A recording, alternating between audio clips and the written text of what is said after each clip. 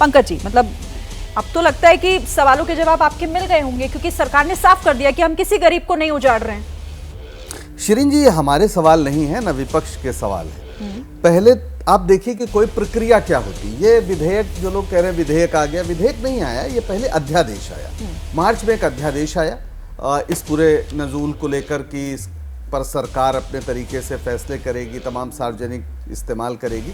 इससे पूरे प्रदेश में एक भय का वातावरण बन गया। मैं उत्तर प्रदेश से आता हूँ, हमारे मित्र हर्षवर्धन जी यहाँ बैठे हैं, वो भी जिस इलाहाबाद यूनिवर्सिटी में हम लोग पढ़े हैं, आधे से ज्यादा इलाहाबाद नजूल की जमीन पर बसा हुआ है। अब अगर सरकार ये कह भी दे कि गरीबों को नहीं उजाड़ेंगे, लेकिन वहाँ के जो अधिकारी और कर्मचारी और जो पूरा सरकारी अमला है, उसके एक तरह से कहा जाए उसकी दया पर अब लोग रहेंगे। समस्या ये हो गई है, नंबर एक।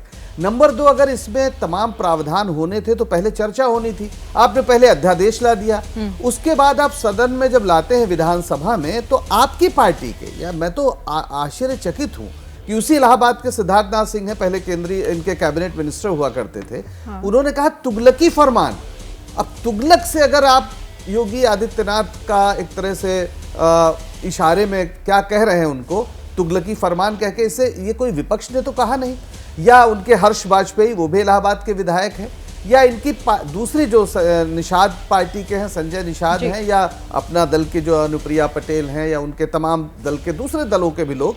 तो आप जब आपस में ही पहले आप चर्चा नहीं कर पाए, उसके बाद जब विधान परिषद में गया तो विधान परिषद में किसने रोका? फिलहाल तो विधान परिषद में उनके अध्यक्ष ने कहा कि इसे प्रवर समिति में भेजा जाए, बीजेपी के अध्यक्ष ने। यानी क्या हम ये माने कि बीजेपी मतलब संगठन और सरकार के बीच कोई तालमेल नहीं? कह रहे हैं कि ये बिना तालमेल बैठाए जल्दबाजी में फैसला ले लिया गया। का प्रश्न ही अभी नहीं आया। संगठन, बीजेपी संगठन और सरकार के बीच कोई तालमेल। एक चीज मैं बस आखिरी एक लाइन कहना चाह रहा हूं कि विधान परिषद राज्यसभा नहीं है। उत्तर प्रदेश की विधान परिषद को यह अधिकार नहीं है कि वो किसी बिल को पलट दे। वो रोक सकती है, वापस भेज सकती है। अगर इन्हें लगता है कि इतना इंपॉर्टेंट और बड़ा अच्छा बिल है, तो फिर अब तो प्रवर समिति में खैर चला गया, उसकी रिपोर्ट आएगी। अन्यथा विधान परिषद से वापस चला जाता तो भी ये पास करके उसे कर सकते थे। तो ये संगठन और सरकार की लड़ाई का एक नमूना है, इसके अलावा कुछ नहीं, और इसलिए सवाल तो उठेंगे। ठीक है हर्षवर्धन जी, जो यहाँ पर पंकज जी ने कहा कि भाई देखिए, पहली बात तो ये कि बिना तालमेल नहीं है, ये तो साफ समझ में आ रहा है, क्योंकि कल जिस तरीके से एक एक करके बयान सामने आए, सभी इससे असहमत दिखाई दे रहे थे, प्रश्न खड़ा कर रहे थे। दूसरी तरफ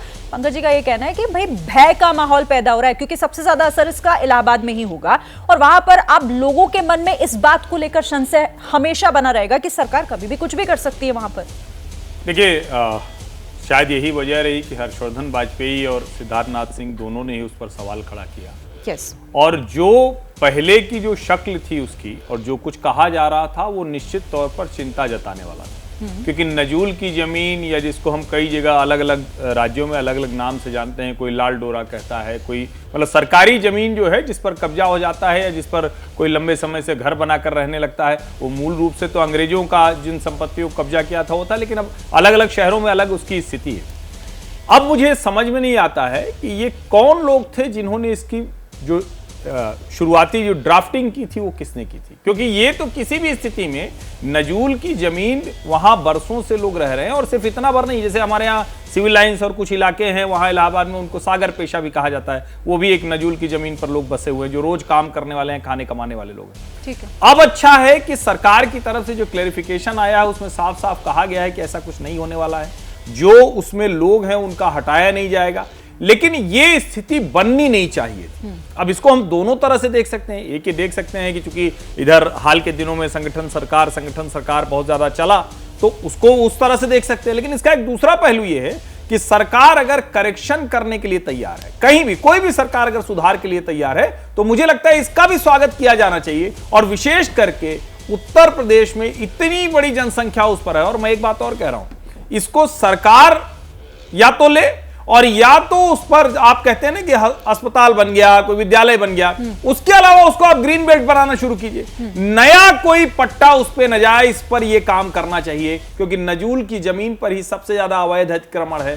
हर जगह पर, चाहे वो वकील हो, जज हो, बड़े बड़े अधिकारी हो, इन सब ने कब्जा करके भी रखा हुआ है। तो वो भी सरकार को देखना चाहिए और ऐसे अवैध कब्जे जो हैं उनको छुड़ाना भी चाहिए। ये एक रैकेट भी है जो इस अध्यादेश के खिलाफ बात करता है। तो दोनों पक्ष है, मुझे लगता है कि सरकार इसको समझ कर संशोधन किया। मतलब सरकार भी तो वही कह रही है ना कि हम दरअसल अवैध कब्जा और ये जो भू माफिया है ये उनके खिलाफ है, लेकिन आप भी ये मान रहे हैं कि इस पर थोड़ा और विचार होना चाहिए था। ठीक है, और अच्छे से करते तो शायद ये नौबत ही नहीं आती जो विधानसभा और विधान परिषद में। ठीक है, जैसे ही घड़ी का काटा दोपहर 2:30 पे आए, बबीता जी का दिल सास बहू साजिश के लिए मचल जाए।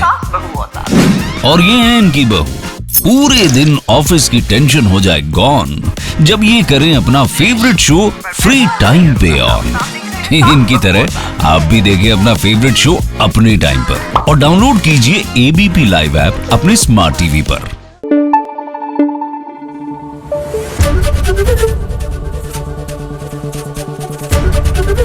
एबीपी न्यूज आपको रखे आगे।